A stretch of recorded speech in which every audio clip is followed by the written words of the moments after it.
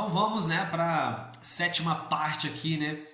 Nós paramos no capítulo 10, né? E é mais uma vez um interlúdio agora, né, entre a sexta e a sétima trombeta. João ali, né, faz uma pausa e ele agora vai falar, né, do anjo em um pequeno livro. Ele vai dizer que um anjo descia do céu e sua face era como a luz do sol e suas pernas como colinas de fogo, né? Colocou o seu pé da terra e outro no mar e segurava um livrinho. Veja agora, né, que a gente pode imaginar, peraí, quem que é esse que está com esse livrinho, né? Porque nós vimos aqui João falar sobre Deus no seu trono, segurando um rolo, né? Com selos, né? Havia os selos ali, e quem era digno de desatar esses selos? E nós vemos ali o cordeiro, que representa Jesus, desatando esses selos. Agora, diferente, né? Nós temos um livrinho, né? Nós temos um livrinho aqui. O rolo era para ser aberto, o livro estava fechado, era para ser aberto. Agora nós vemos um livrinho aberto que era para ser comido. Logo após a gente vai ver, né, que João ele come esse livro. Mas vamos dar sequência então aqui, né, no contexto. E ele ergueu sua voz como de leão, e os 7 trovões terminaram de ecoar suas palavras. Agora João ia escrever aquelas palavras, só que o anjo disse para ele não escrever. E disse assim, olha, no dia da voz do 7º anjo, o mistério de Deus se completará, exatamente como anunciou servos e profetas, né? Então olha só que interessante, isso é muito forte, porque as palavras, João ouviu as palavras, ele só não falou, porque, né, aquilo não era para ele poder divulgar para as pessoas, né? E agora fica um grande mistério aqui, um grande mistério. Mas ele completa dizendo, ó, no dia da voz do 7º anjo, o mistério de Deus se completará, exatamente como anunciou seus servos e profetas, né? Então a palavra dos servos e profetas do Senhor aqui, elas são de extrema valia, né? Porque elas agora estão colocadas como anúncio das coisas que haveriam de acontecer. No final da Bíblia nós temos, né, o cumprimento aqui, o valor a essas palavras dos profetas. E aí uma voz vem do céu e vai falar para João comer aquele livro.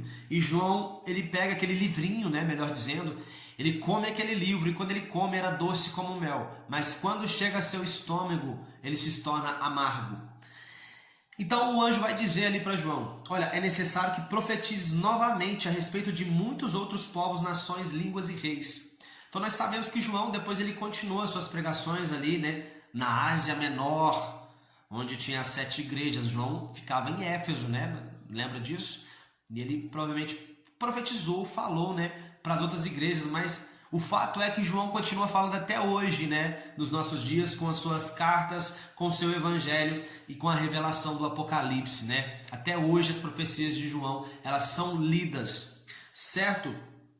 Agora vai falar, né, sobre as 2 testemunhas. Essas 2, né, testemunhas é muito interessante. É muito interessante.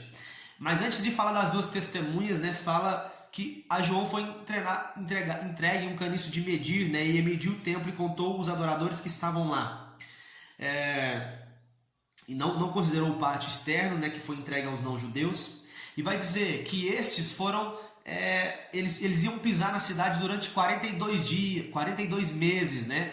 Ou seja, ou são 1260 dias ou 3 anos e meio, né? Esse período é o mesmo, mas ora a Bíblia fala 1260 dias, ora ela fala 42 meses e ora ela fala 3 anos e meio. Mas, né, foi concedido a esses, né, pisarem na cidade, esses adoradores pisarem na cidade durante 42 meses. E aí vão aparecer 2 testemunhas, né, do Senhor aqui. E antes é importante falar sobre essa questão do templo, né, porque aqui era o período, né, do Império Romano, então acreditava-se, né, que João estava falando sobre, posteriormente, né, que Jerusalém seria invadida, né, estava falando sobre isso, que ela seria pisoteada, né, pelos gentios durante 42 meses, que foi o que aconteceu. Jerusalém ela foi destruída ali pelos romanos. Esse era o período que João vivia, o qual ele escrevia o Apocalipse. Né? Outros acreditam que um novo templo vai ser construído, né? É o que muitos, vamos dizer, os intérpretes futuristas que Halley fala, eles acreditam, né, que o templo vai ser construído mais uma vez, né? E depois ele vai ser destruído. Então estava medindo esse templo aqui, né? Estava falando sobre esse templo. E outros acreditam, né, que esse templo, né, não era um templo material, era uma igreja espiritual que havia de vir. Era essa medição que João estava fazendo desse templo. Mas o fato é que, sendo uma igreja, um templo espiritual, sendo um templo que vai ser construído, ou se falava realmente ali do período onde João estava vivendo, né, Jerusalém sendo pisoteada, o fato é que agora aparecem duas testemunhas. E o que dá a entender é que essas duas testemunhas estão aqui no período da grande tribulação. E elas agora foram concedidos para elas poderem profetizar durante um período de 1260 dias, ou seja, 42 meses ou 3 anos e meio. Né? Vai ter um pouquinho de paciência porque é um pouquinho complicado mesmo essa parte. Mas essas duas testemunhas, elas profetizavam, né, em trajes escuros de pano de saco. E eles simbolizam as oliveiras e os 2 candelabros, né, que é uma profecia que está descrito ali em Zacarias, capítulo 4, versículo 1 ao 14, né, que é onde é explicado que o candelabro é o templo de Deus e as oliveiras representam o Espírito, né, que por meio de Zorobabel, que reconstruiu ali o templo, né, Zorobabel, que é da família messiânica, e concluir a obra do templo que havia muitos anos estava em ruínas, né? Foi o que Zorobabel fez. Então, né, essas duas testemunhas aparecem nesse período. Vão dizer ali que das suas bocas, né, vão sair fogo se alguém tentar contra eles, né? E eles têm poder para poder fechar os céus, atingir a terra com flagelos, transformar a água em sangue. Agora, há uma grande curiosidade de quem são essas testemunhas, né? Então, vamos falar um pouco sobre isso, porque vamos relembrar o momento onde João estava vivendo, né? É no período ali do Império Romano, né?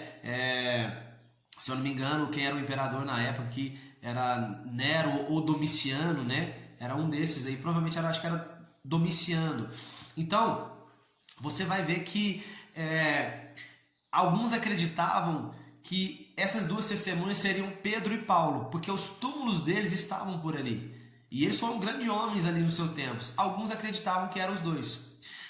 Mas a visão mais aceita dessas duas testemunhas é de que são Moisés e Elias, né? Ou Elias e Enoque.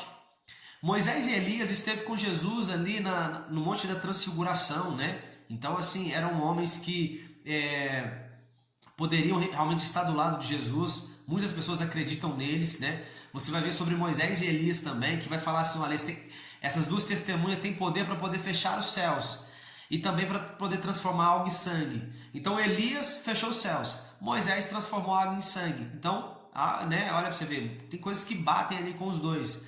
Mas você vai ver a Enoque também, né, que não passou pela morte, então acredita-se que é ele também. Outro fato curioso também aqui de Elias, né, que Malaquias, né, no capítulo 3 e 4, vai falar que sobre a questão do espírito de Elias, né, que ele já veio, né, o espírito, nos últimos dias, o espírito de Elias ele viria, né, que veio, ele foi cumprido, né, vai dizer assim, ó, antes do grande e terrível dia do Senhor, né, Elias será enviado. Mas Jesus vai dizer que esse espírito de Elias, ele veio ali na pessoa de João Batista, né? Então, assim, é muito difícil você apontar quais são essas duas testemunhas. Há algumas evidências, mas nenhuma certeza. O fato é que Deus vai conceder poder para essas testemunhas profetizarem, né, ali em Jerusalém, para ainda dar chance para aqueles que ficaram na grande tribulação de aceitarem o Senhor, né, e receberem uma vaga ali nos céus,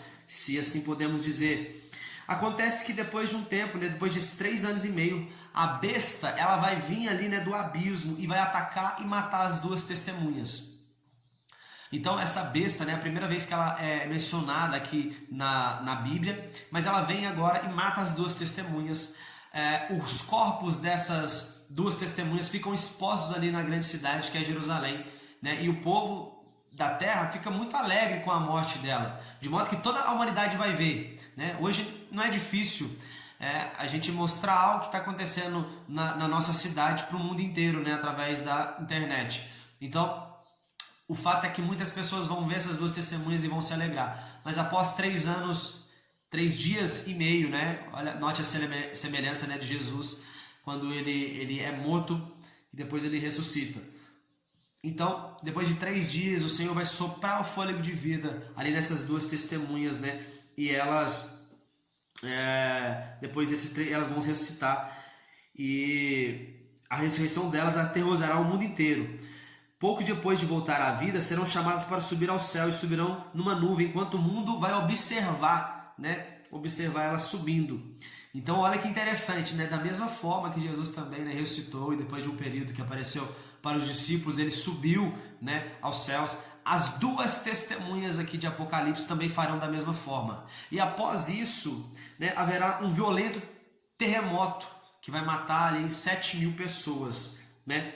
E esse aí é o fim da 6ª trombeta, né? O fim do 2º ai. E agora a gente vai adentrar aqui, né, na 7ª trombeta, mas isso vai ficar, né, para o nosso próximo contexto bíblico. Fiquem todos com Deus, né? Um abraço.